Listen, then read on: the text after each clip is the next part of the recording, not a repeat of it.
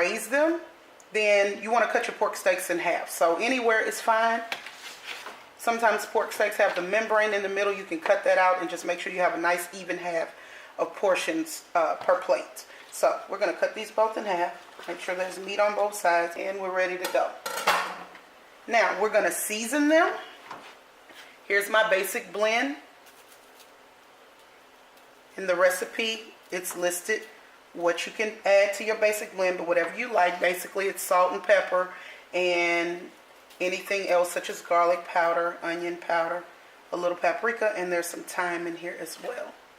Okay, so we get a nice even dusting of seasoning. You can flip them. And this is very important. You want to dust it with just a little bit of flour. You don't want to dredge it like you're frying pork chops or pork steaks. You just want a little flour, because once you braise this in hot oil, it's going to brown and make a crust on there. You need that for your gravy. It's wonderful. We have our cast iron here. I think it's the best pot for braising, but you can use any braising pan that you have. And it's pretty hot. We take about 1/4 cup of oil into that hot pan. Not much, just enough for browning, not for frying. Okay, and now we want to take, it's good and hot. We want to take our pork steaks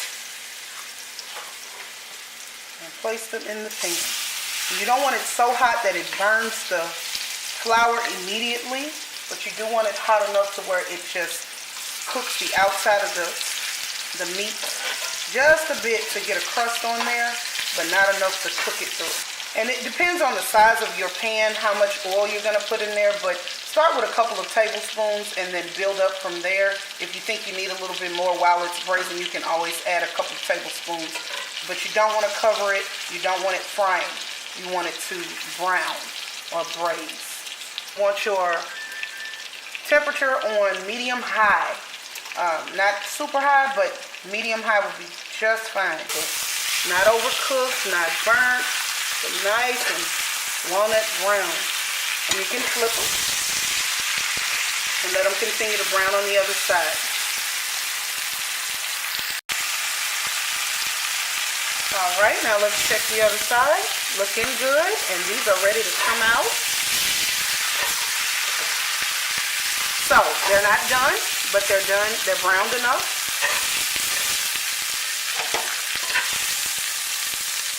And we're going to set them aside. Now at this point, if you have more to cook, you can put your second batch in. Make sure you scrape these pan drippings out. Do not throw them away. Just drop them right on top of your steaks over here. And get ready for the next batch to go in. Because you don't want this burning, but you don't want to lose it, because it's going to add great color and flavor to your gravy. Alright, so we have our pork steaks and they're brown, so we're ready to bring them out. We take them out of the pan and sit them aside. Now, in this skillet, you want to turn it down. Get it down to about a medium-low. You want to get all of that, and you don't want this to burn. And this is our trinity. Of course, we have our onions, celery, and bell pepper. Add it to your liking. I would say this is about 1/4 cup of each.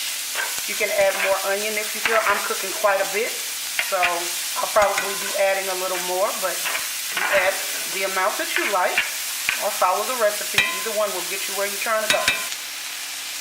Okay, so we've been sauteing for a few minutes. We got a nice translucent color on our onion. You can see I've added a couple of larger pieces of sweet peppers and onion, because I like the presentation of the larger pieces with the meat, but that's strictly just a preference.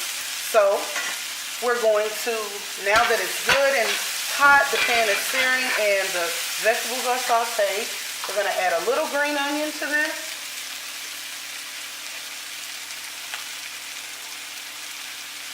And some parsley. Alright, once we do that, we want to get it good and hot.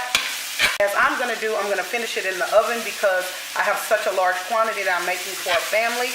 Lady J is a giver, and so we're going to be blessing a family today with a wonderfully hot cooked meal. And so I'm going to finish it in the oven because I'm cooking such a large portion. So let me show you real quickly how you go about adding this back to the pan. If you're going to finish it in the pan, then you would go ahead and you would put your steaks on top of all of that goodness. And as you can see, the gravy is already formed. A lot of people struggle with gravy, but this is a great way to make one. It's brown, nice color, rich texture. It's even somewhat thick.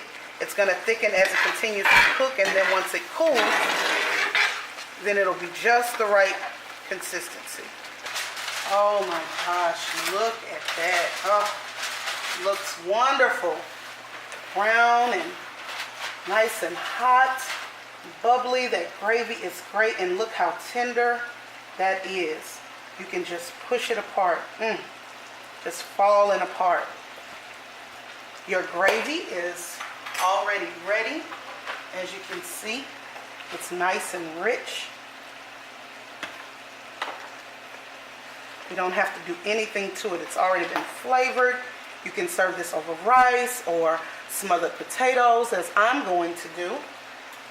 And we're going to test it just for salt and see. Awesome.